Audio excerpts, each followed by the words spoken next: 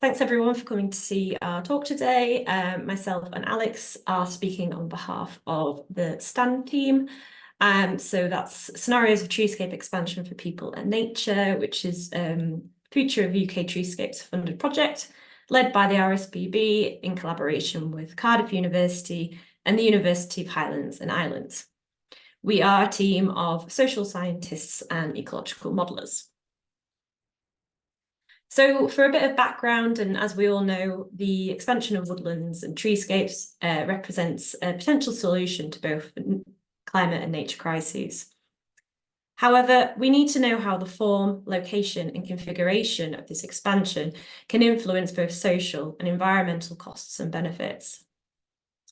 National policies and UK targets rarely map neatly onto actions at lower spatial scales, such as in individual farms and landscapes. And some of these top-down approaches could risk alienating local actors, whereas bottom-up approaches may fall short of the ambition we need to address global challenges. And this scale mismatch represents a likely barrier to effective treescape expansion. And therefore, the overarching research question of STAND is how can landscape scale treescape expansion be designed and governed across scales to achieve the best outcomes for people and nature? So in our project, we're working in two case study landscapes. The first is the North Pennines and Dales in Northern England, which we are using the heart of the Pennines forest boundary, which is a project led by the North Pennines National Landscape. And also we are working in the Elenydd in central Wales. Both these landscapes are upland landscapes with a variety of different land use and practices, such as livestock farming and grouse moor shooting. So just to go over the whole of the STAND project outline, within our two case study landscapes, we aim to understand the interests, goals, and preferences of the local stakeholders, as well as the policy actors. Using participatory land use scenarios, we're going to evaluate the impacts on greenhouse gas emissions, birds, food, and some other outcomes as well. And we're also aiming to identify scale-dependent collaborative advantage. Also, we'll be running some national UK land use scenarios and identifying which of these can effectively reach net zero across the UK, and to understand what the implied land use consequences are for our case study landscapes and relating this back to our stakeholder preferred level of tree cover. But for this talk today from me and Alex, we're just going to be focusing on this element of STAND. Now I'm going to hand over to Alex, who's going to talk us through this participatory approach. Thank you, Melissa. So as Melissa's described, STAND is taking a participatory approach to designing our future treescape scenarios. And we're doing this in order to understand interest, goals and preferences of local stakeholders within our two case study landscapes. By incorporating this approach, it allows us to utilise the knowledge, the experience of people within those local landscapes to make these scenarios much more locally relevant, which is pivotal for us in order to understand this gap that Melissa's mentioned between this top-down and bottom-up approach to future land use change. So we've taken a values-based approach to this, which is framed around ecosystem service principles, doing this in order to provide a link between the land itself and the societal benefits it might have to different stakeholder groups. And we feel by combining these two approaches, we're producing spatially explicit quantitative scenario maps, but then enriching them with qualitative contextual pictures in order to capture the sort of nuances that traditional modelling approaches might obscure. Next slide, please. So we've mentioned local stakeholders, but I just wanted to quickly define, set out how we're defining this. So these are people in our case study landscapes that have a strong connection to the sense of place. They might live or work there. Typically, these are landowners and people that have a decision-making stake, but we're also keen to include wider interest groups that might not have a landowning capacity. And we've broadly categorise these into 4 groups. Each of these groups work together to create their own land use scenario, So a conservation-led group, an access group, which were people in the wider community that might access the land in some way or another. What we've defined broadly as our land group, which are more of the larger landowners that have an industry-based focus. I've just asterisked grouse there just to illustrate that this wasn't well represented in our North Pennines group, so just to acknowledge that in the results that you're seeing. And then a farming group, which for these landscapes are typically comprised of tenant farmers. Next, please. So last year we ran 2 workshops, one in each landscape.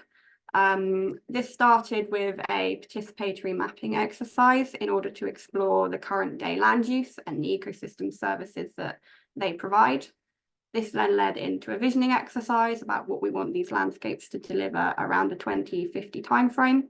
And then lastly, each of those stakeholder groups then worked to create their own scenario, which I'll hand back to Melissa to explain a little more detail. Great, thanks, Alex. Yes, so as Alex mentioned, we had a number of different activities throughout the day at this workshop, and the final outcome of the day was to come up with a land use vision. And this is an example of some of the information that we collected from these stakeholder groups. So in the middle here, we have our overall vision for the landscape in 2050. The ecosystem services that the stakeholders want the landscape to provide in 2050, and the land use changes and tree interventions that they'd like to put in the landscape to provide some of these ecosystem services. And finally, the spatial criteria for where these should and should not be placed in the landscape. So some of these rules were blanket rules for multiple interventions. So for example, no planting on peat. And some were very specific to a single intervention, such as scrub within the in-by land only. So how did we convert this qualitative land use vision into a quantitative land use scenario? The first thing we needed to do was to create opportunity areas for all of our interventions. So to do this, we identified specific spatial data which represented some of these rules. So for example, no planting on peat, we have a peat soil data layer. For no planting in wader areas, we can calculate wader hotspots. And for interventions on the least productive land, we have agricultural land classification. So by using a combination of these rules for each intervention, we are able to then create a single opportunity area for each intervention across all groups and landscapes. To then deploy our land use scenarios in the future, we first of all make changes to the 10-metre resolution land cover map and the 10-metre resolution tree canopy cover map. So here is an example of one opportunity area for a single intervention, and this is an example of expanding current deciduous woodland. So what this is represents areas which are 200 whilst cropping out the wader hotspots, and we are left with this opportunity area. When we deploy our changes to our future land use scenario, we are doing this at 4 different ambition levels, from 25% to 100% ambition. And this basically represents the percentage of that opportunity area which is converted into the new intervention. So for example, at 50% ambition, this results in 50% of this opportunity area converting into deciduous woodland. And so that's how we created our land use scenarios. So now I'm just going to talk over some of the land use visions across the landscapes. So first of all, for Elenydd, these are some of the most popular interventions that were selected from these stakeholders, such as peatland restoration and freeth. And freeth is the kind of upland fringe habitat, which is dominated by scrub, scattered trees, heather and bracken, as well as natural colonisation, which was very much favoured in this landscape. But now to go into this in a bit more detail, over here we have our area of new interventions across the 4 groups, and by ambition level as well. So in Elenydd, all of these groups were interested in peatland restoration. The Access and Farmer group were interested in species-rich grassland. The farmers accepted free or scrub where it wasn't compromising the grassland productivity. All groups favoured natural colonisation. And in addition, the Land and Access group favoured woodland expansion around existing woodland and watercourses, whereas the Conservation group focused more on expansion within crags and transition areas. For wood pasture, this was mainly focused on by the Conservation group. So now looking at the North Pennines and Dales, again, these are the most popular interventions that were selected by these stakeholders. And as you can see, there are some similarities, but with this landscape, riparian areas and also upland gill areas were highlighted as important areas for both scrubs and trees in this landscape. In addition, stakeholders in this landscape were quite interested in removing conifer plantations and replacing these with broadleaf or mixed woodland. So again, just to go into this in a little bit more detail, all of these groups favoured peatland restoration, except the farming group, who did feel like most of this work had already been completed in this area. Deciduous woodland and scrub was chosen by all groups. All of them highlighted the importance of upland gills for these areas, and one group did favour natural colonisation. The Farming and Access group favoured wood pasture, and mixed productive land was chosen by Conservation and the Land group. The Land group also highlighted silvopastoral orchards, so integrating fruit trees with livestock. And finally, the Farmer group were very interested in protecting existing species-rich grassland, but allowing wood pasture for livestock shading as well as boundary trees. So as I mentioned earlier, we have our new land cover map and new tree cover map for all of our groups at 4 ambition levels. And this represents the total tree cover in an example group across these 4 ambition levels.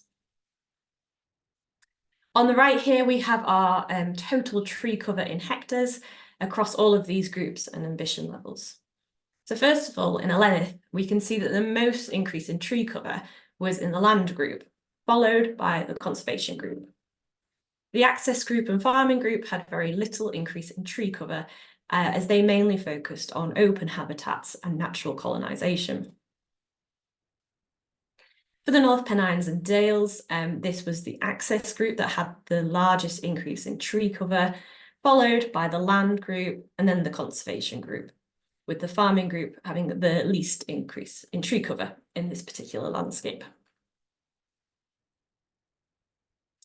So once we had our new future land use scenarios for all of our groups and landscapes, we wanted to understand the impacts of these on a number of different outcomes. So I'm just going to highlight all of these because the methods are quite vast, but very happy to speak to anyone about these in more detail over email. So the first thing that we looked at was food production, which we used livestock units as a proxy. Then greenhouse gas emissions, which is made up of emissions from agriculture, sequestration from trees, and then emissions from soils. Nature-based recreation value, biodiversity, which we use upland and woodland indicator bird species, water runoff, and then finally timber production. So this plot represents the percentage change of each of these outcomes from the current day landscape. So this dotted line represents 0 or no change, and then to the right of the line we have an increase, and to the left of the line we have a decrease. And the arrows are coloured by green or red, representing probable positive or negative outcomes. So for example, an increase in emissions is highlighted as red. So first of all, we're going to start with Elenydd, and I'm only showing these at the 50% ambition. So first of all, with the Access group, They were mainly focused on open habitats such as peatland and semi-natural grassland, with a small amount of tree intervention. So we see a slight increase in tree cover there, with a positive impact for water runoff. However, we do see some increases in emissions in this group. For the farming group, they mainly focused on open habitats, but with some free and natural colonisation. So again, we don't have too much change in tree cover, a little positive impact for woodland birds and runoff, but again, an increase in emissions in this group. Moving on to the conservation group, they had a lot more tree interventions, so we can see this tree cover has increased, with positive impacts for woodland birds, water runoff, timber, recreation and emissions. But we do see a negative outcome for both upland birds and food production for this group. For the land management group, this was the largest increase in tree cover in this landscape. And again, we can see some large impacts for other outcomes such as the birds, water runoff and emissions. However, we do see a very negative impact on upland birds for this group. Now, moving on to the North Pennines and Dales. For the access group, this was the largest increase in tree cover by quite a substantial amount. And therefore, we have some positive impacts for the woodland birds, the runoff and emissions. We do see a slightly negative impact on timber. This is because although they had a lot of broadleaf interventions in their scenario, because they also wanted to remove the conifer plantations, this means that overall the timber production has gone down slightly. For the farming group, as mentioned before, this group was mainly focused on protecting the existing semi-natural grasslands, but with some wood pasture and boundary trees.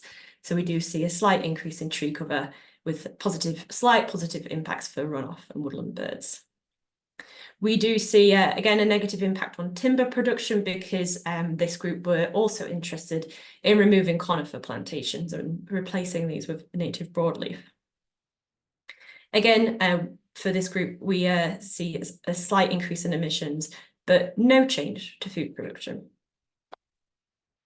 Then moving on to the conservation group, again, they had a lot more tree interventions and wood pasture and deciduous woodlands. So we see an increase in tree cover, again, with these same positive outcomes that I've mentioned before.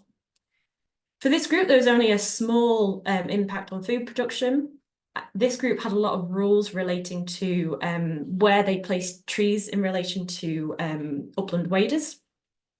And so they highlighted the importance of upland gills and steep slopes and areas closest to existing woodland for some of these interventions. And therefore, as another outcome of this, they may have avoided the most productive grasslands, and so having little change on food production. And finally, the land group in this landscape, they also had a large increase in tree cover with those same kind of positive outcomes as mentioned before. They did avoid priority grasslands, and they also integrated a lot of fruit trees with livestock, so there's not too much of a change to food production in this landscape. So you may have noticed that there are some overall synergies and trade-offs from these two landscapes. As you increase in tree cover by 2050, we see positive impacts for emissions, for nature-based recreation, for woodland birds, water runoff, and timber production. Unless that scenario also included conifer removal, then it sometimes really resulted in negative impacts for timber. We also see some synergies as we increase in tree cover. We often see a reduction in food production and a reduction in upland bird species in these upland landscapes. Now, you may have noticed that with some of the scenarios that were more focused on open habitats or did not have too much of an increase in tree cover, they actually resulted in an increase in greenhouse gas emissions. And I want to just briefly explain why that was. So this is a breakdown of the greenhouse gas flux across all of these groups, split by emissions from agriculture, emissions from soils, and sequestration from trees. And as you may notice, for the current landscape, the sequestration provided by trees is quite substantial. And as trees grow, they sequester more and more carbon until they reach a peak and they kind of tail off. And therefore, if we do not do any land use change by 2050, we can see that that overall sequestration provided by the current trees goes down, which means that the overall emissions increase in the future. And the only way that we can bring that back up to kind of current day sequestration levels or further is by increasing the tree cover in these landscapes. So we were talking about these trade-offs for some of these outcomes, and it's interesting to understand whether there's any variation in these trade-offs across the groups. So this plot represents the change in greenhouse gas emissions against the change in food production. And if you can see in the North Pennines and Dales here, to reach around about a 50% reduction in greenhouse gas emissions, there's quite a variation in the effect on food production, from around about 3% reduction to about 15% reduction.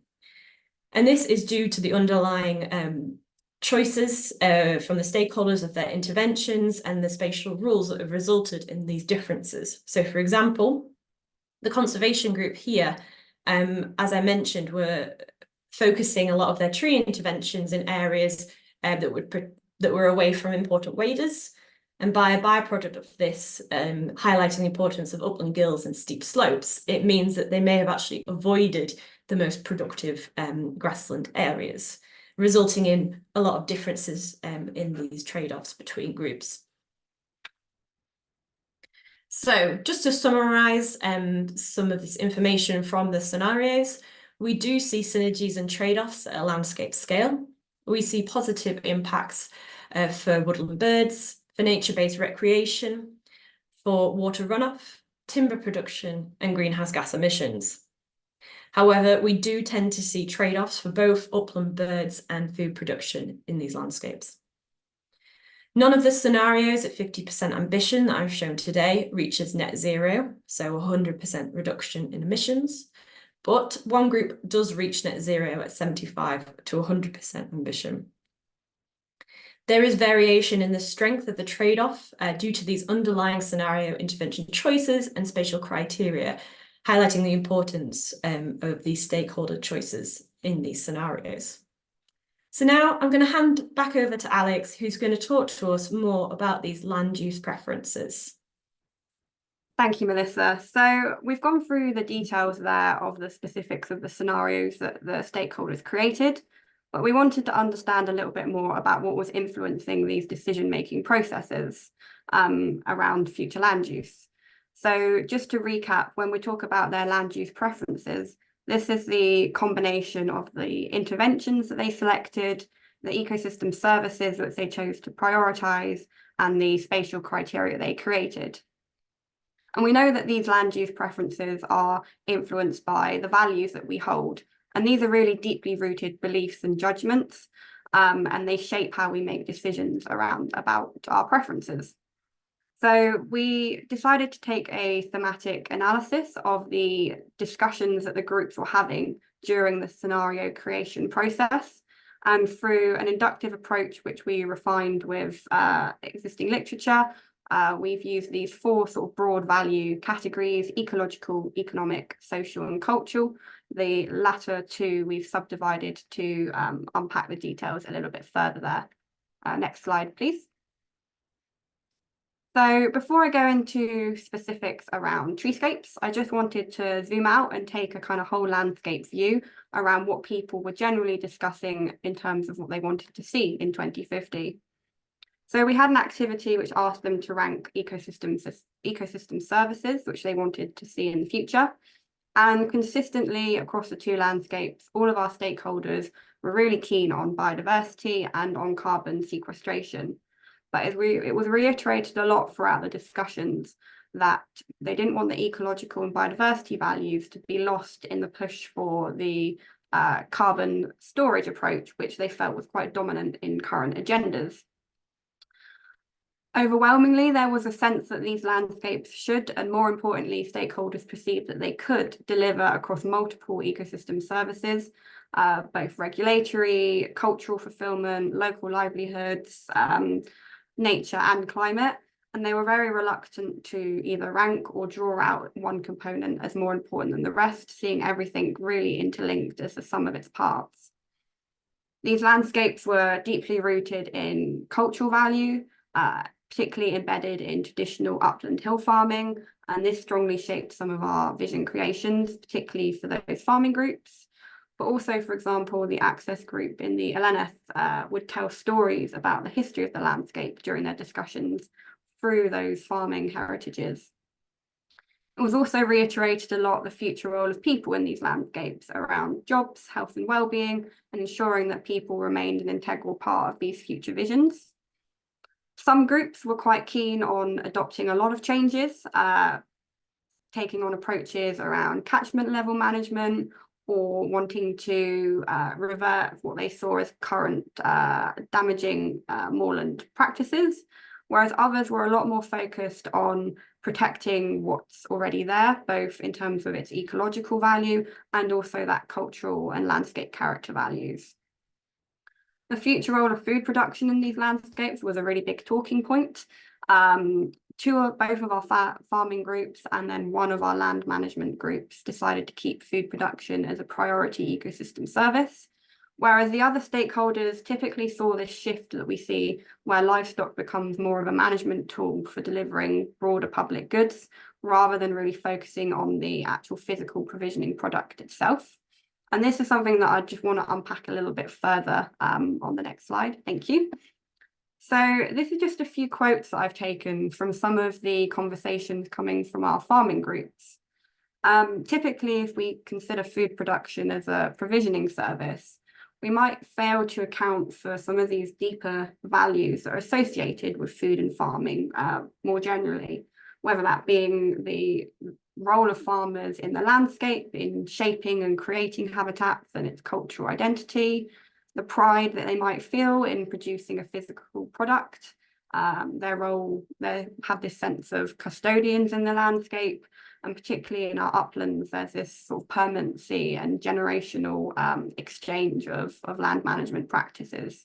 So this is just a kind of example to show how when we're talking about future land use, taking this much more broader values-based approach can really help to unpack what might be driving a lot of these preferences.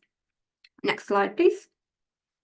So to get onto some specifics around treescapes, a lot of our stakeholders spoke around the ecological values of trees, whether that was for black grouse or speaking around ensuring proper woodland management to support biodiversity benefits. Trees were seen as important for flood management and climate adaptation, and also for cultural values such as pride in their heritage tree features and local tree varieties. But also we have this trend that trees were seen as potential threat to some of the existing priority habitats, species and services that our upland landscapes are providing, particularly around upland waders and also species-rich grasslands.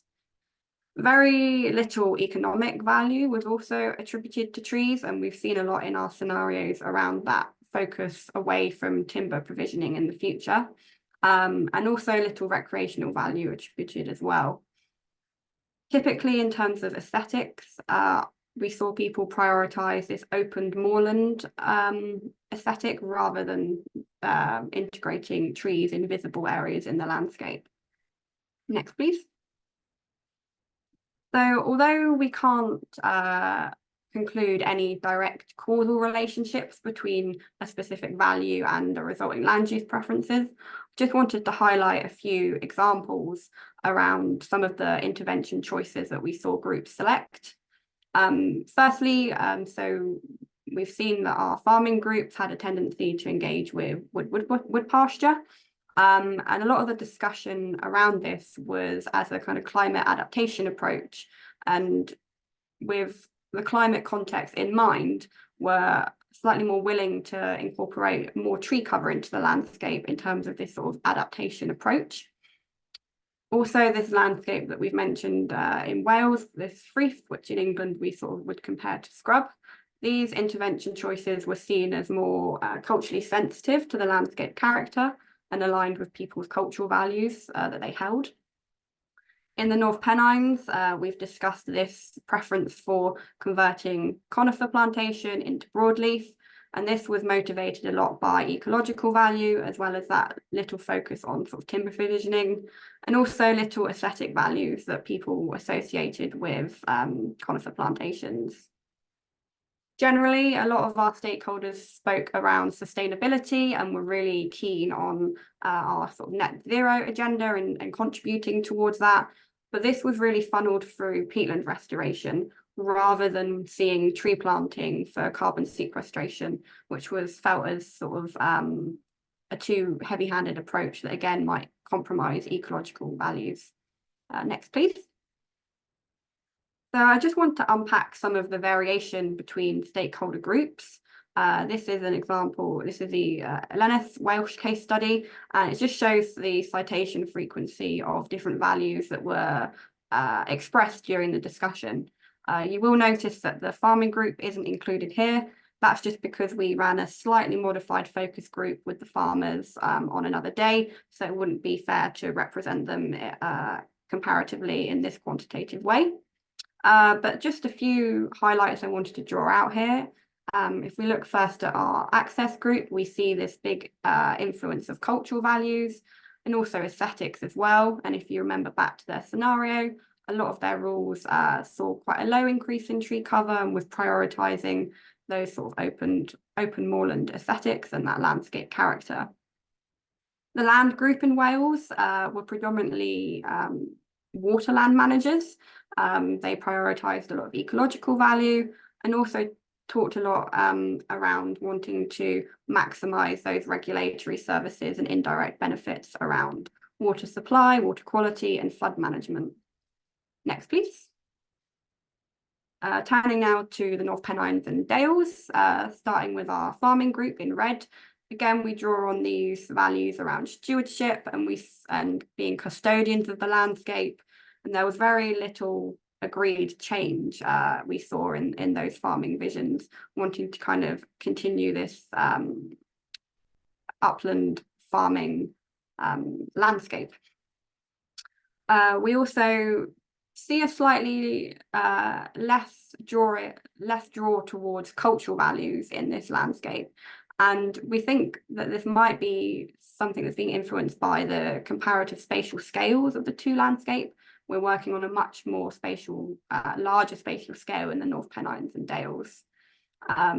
Looking at the land management group here, we see again a lot of draw towards ecological and service-based values, but also interestingly recognising those wider food and farming values that I illustrated a couple slides earlier. And this group were the only non-farming group to kind of consider food production as a priority service in their final vision in the future. Next, please. So I just want to also draw on some contextual factors, which, whether that's biophysical or anthropogenic, they can shape the contribution of ecosystem services and influence the social and ecological elements of system dynamics. Whilst we're looking mainly at how values shape land use preferences, there's also a role of external factors, which, again, not in a directly causal relationship, but stakeholders would be drawing on these external factors during their decision making, as well as their own values and beliefs. So I just wanted to illustrate a few examples around how this is shaping some decision making processes. Firstly, probably not surprised that the political context was a big discussion point around future land use.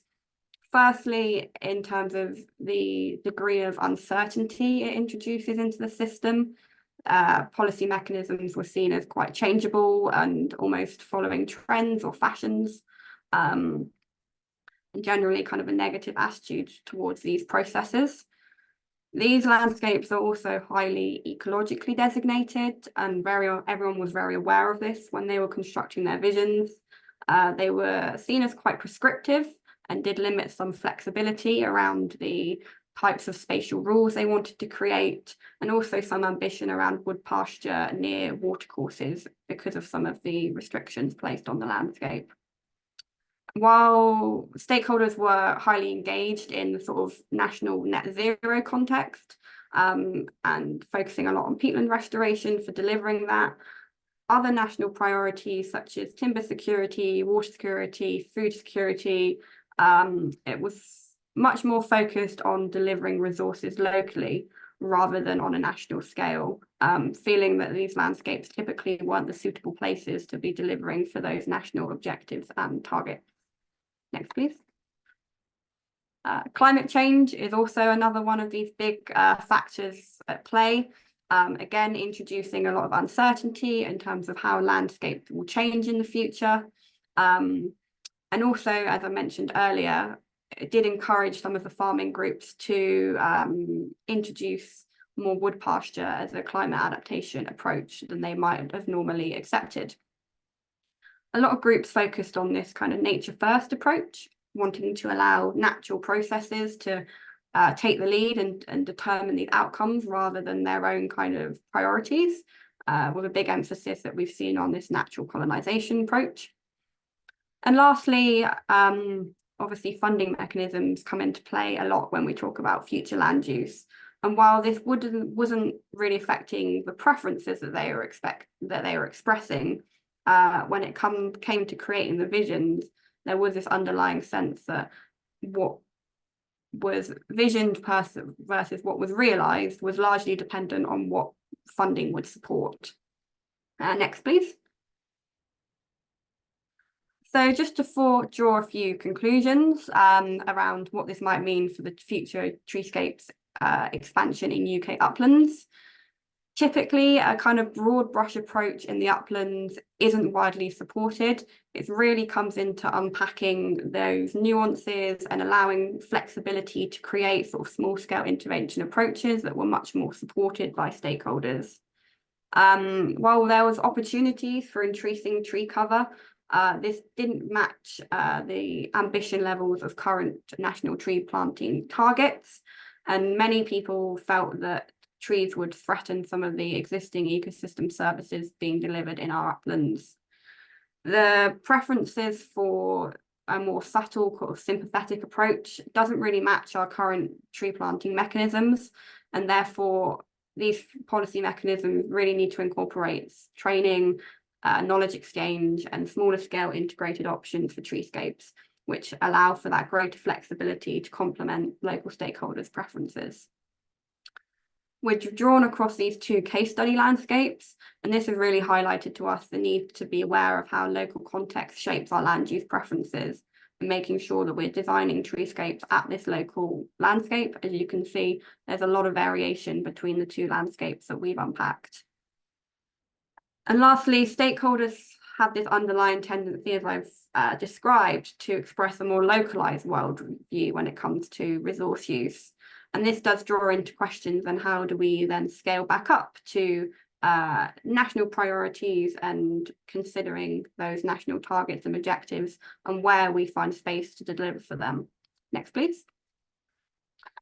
But to end on some positives and some opportunities, like I said, by allowing stakeholders the time to create their own spatial rules and unpack the nuances, it really created more opportunities for treescape expansion through that approach. And we saw that kind of increase throughout the day as people had more time with their scenarios.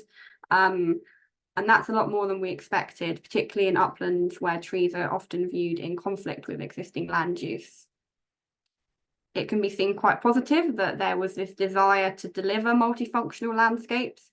But going back to some of the trade-offs that Melissa unpacked in her modelling, this is something that we really need to unpack further in terms of how people conceptualise these trade-offs and how we can move towards delivering multiple benefits. Lastly as well, just drawing in on that policy context, a lot of the underlying negative attitudes towards trees could be potentially more embedded in experiences with top-down policy mechanisms and consultation processes, rather than specifically negative values towards trees, which we did see by unpacking a lot of positive values towards trees within the landscape across ecological, social and cultural elements of that.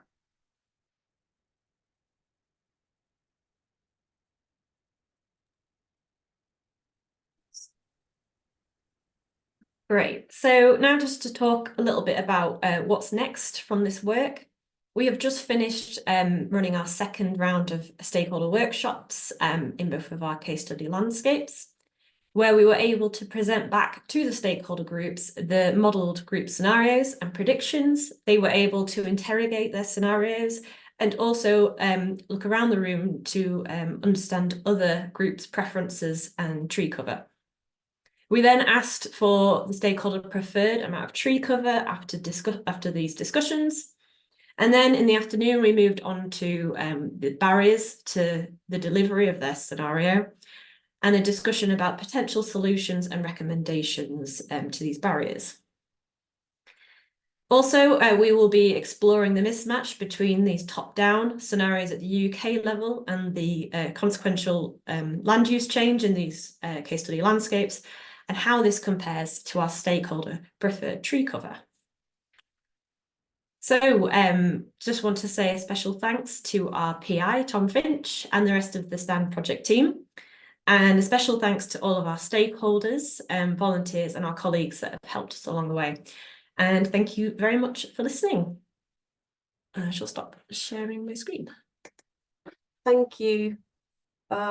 Thanks very much, both of you. That was a really fascinating talk, and I think it really kind of outlines the complexity of achieving treescape expansion at the local level, particularly taking into account the different values and visions across different stakeholders, which I think your project is capturing really well. There's loads and loads of questions in the chat, so there's a lot of engagement with your talk. So I will try to pick out as many of them as I can in the time that we've got left. So we've got about 15 minutes or so. I don't know if you've been able to have a look at them yourself as you've gone through the presentation. No, okay. So the first one is a bit of clarification, really. So at the beginning, you talked about farmer perception that most local peatland has already been restored. So the question is, do you think that perception is accurate? Do you know if that's is it just their perception, or is that true? Yeah, so I suppose I'd like to add, to start with, that the farmers did express the importance of peatland restoration, and they were quite had a sense of pride in sort of the landscapes that they have and restoring peatland. But yeah, it was that perception that a lot of the work had been done. I think that was a reflection of the amount of money that they've seen going into peatland restoration projects, which might have been driving that opinion. I think Melissa might have a better answer on whether that reflects the amount of restoration. I would say probably not. I think there's still degraded peat, at least from the models that we've produced within those landscapes. Yeah, just what Alex said, that from the data that we have, which is quite coarse level, it's likely that there is still opportunities for peatland restoration from what we know. Great, thank you. Okay, question from Charles, who says, in addition to the separate stakeholder ambition scenarios, could you also create the optimal scenario for the overall highest benefit for ecosystem services, food and species within spatial prioritisation, and then look at how that would overlap with the stakeholder scenarios? So could that be used to collaboratively develop a compromise scenario between all your different stakeholder groups? Quite a complex question there. Yeah, it's a good question, and it's something that we have been discussing recently as well, and something that was brought up in our most previous workshop. But the only, yeah, I'm probably not the best person to answer this, but the only issue with that is that if we kind of create a mix between all four of them, we're not there's quite a substantial difference between some of the scenarios in each landscape. And so necessarily bringing these all together might not actually represent any of the preferences from any of the groups. But yeah, I don't know, Alex or Tom, if you want to add anything to that. I would just add very briefly to say that I think it's technically quite difficult to come up with optimal solutions when you've got objectives that are trading off against one another. It kind of depends on how you weight the different outcomes that you get from land. So my optimal solution might be different from someone else's because I might, weight upland birds higher than some other objective. But yeah, it's something we're quite interested in. Okay, thanks. Then there's some questions really around the sort of the timber kind of element. And firstly, whether your kind of scenarios included timber as hardwood or just softwood.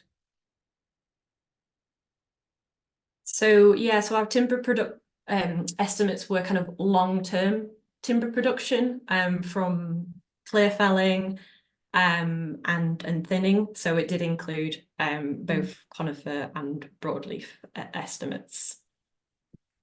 And as well, there's also a question about whether that included fuel wood or timber within construction, so the sort of longer term locking up of carbon. Would that be included in there?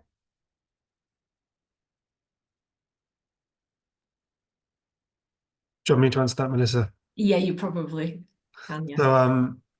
So yeah, we attempted to apportion harvested timber into different buckets representing different end uses, and that influences the carbon calculations because those different end uses have different lifespans. So yeah, we do account for the carbon that's embodied in those harvested products, but I think as has already been discussed in the chat, because we're doing we've estimated timber as like the long-term potential timber production from an individual woodland, but for carbon, we're just looking at net emissions in 2050. So for a lot of these new woodland creation options, there isn't much carbon in embodied harvested products by 2050.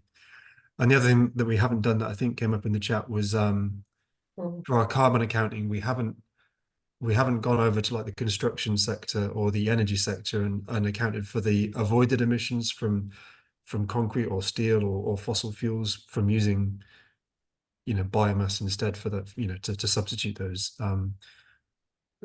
products. So we're just doing an inventory of the land use sector, so agriculture, forestry, other land use. Great, thank you. And there's a question around, so were the upland bird populations displaced locally, and what do you think happens to the numbers? So they look like there was quite a substantial trade-off between reducing carbon emissions through treescape expansion and upland bird populations, which I think you touched on. Yeah, so we used for each landscape, we had a different list of upland birds that we used. So yeah, this was focused on not just waders, but other upland birds as well. And so even within the upland bird group, there was some trade-offs as well, with some species maybe being associated with scrub. But then you've also got your waders, which are negatively associated with increasing tree cover. So yeah, we haven't looked in detail in terms of the specific locations for some of these bird predictions, but we've kind of looked at it as overall change from the current landscape, but something we're going to look at in a bit more detail from now. Great, thank you. And if anyone who's asking these questions wants to come in, if you want a bit more detail or clarification, please do put your hand up. If you want a little bit more, that's fine. Or if you've got another question that you haven't put in the chat, please do put your hand up. We've got another question here asking whether at some point you're going to look at other stakeholders, so those that are non-local or potentially recreational visitors, industry, or others? Yeah, I can take that one. So we don't have any plans to do any further stakeholder engagement. So we run 2 workshops with our local stakeholder group, and we did set some parameters around sort of geography on that being locally connected to those landscapes. But yeah, wider recreational users and non-residents do have a role to play when we're talking about future land use. But we also have some colleagues at Cardiff University that have been working in tangent with us to do some in-depth interviews. We haven't talked about this today, but we've incorporated a wider selection of stakeholders as well in that process as well. And hopefully at a later stage, we can incorporate some feedback on that too. Great, thank you. Okay, another one. So how much contextual briefing was provided to the groups? So in the case of the timber woodland type, do you think preferences would have changed if they were aware that global timber is expected to increase 4-fold by 2050 and that European supply is likely to be constrained by things like the current bark beetle outbreaks? Yeah, so we made a call with these workshops to not provide any briefing and to allow them to kind of have free rein on creating their visions. I can see the benefits of providing some contextual briefing around sort of global issues and what some of the likely impacts of these changes might be. But I think we made a decision to let these be fully sort of stakeholder-led, and sort of in our second workshop that we've just ran, when we've gone back and representing these scenarios, we've kind of introduced some of these wider discussions at that stage rather than letting that influence their initial scenario design.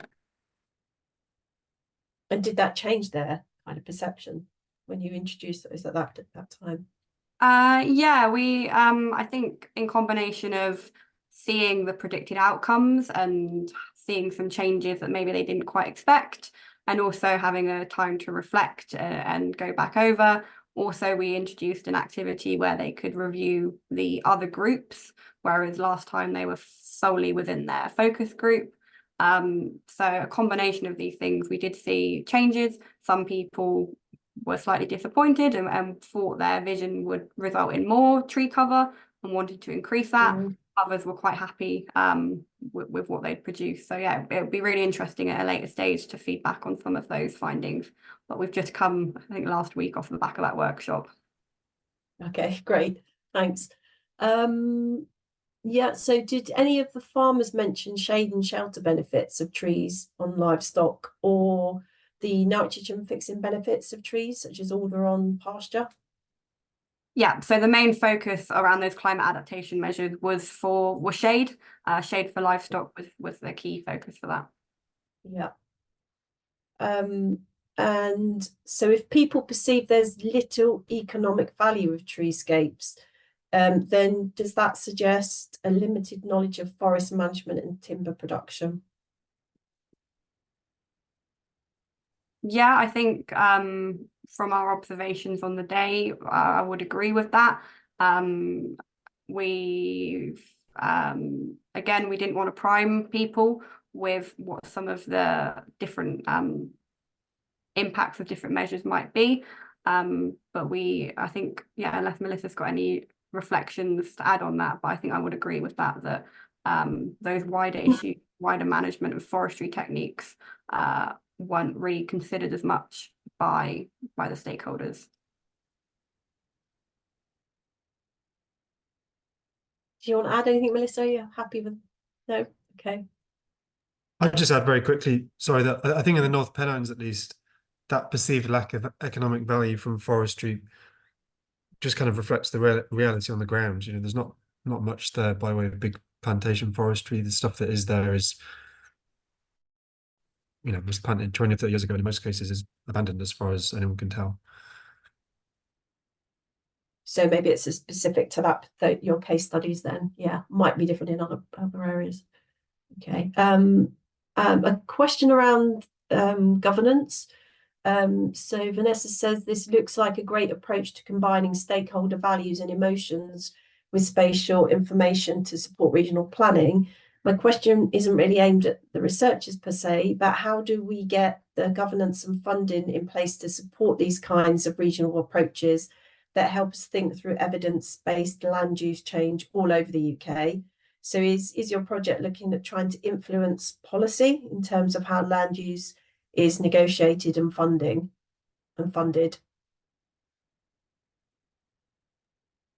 Yeah, really, really good question there. And a lot of what we've discussed in our second workshops around barriers for land use change do come down to the need for more local support, local advisors, and a kind of shift in policy approaches. I might hand this to Tom though, just to talk about the stand project in general and what our kind of target audience for this work really is. That's all right with you, Tom? Yeah, that's fine. I mean, influencing government policy is kind of one of the aims of the project. But I guess, we're only just over halfway through, and working out exactly how we want to influence policy and in what ways is still kind of an open question.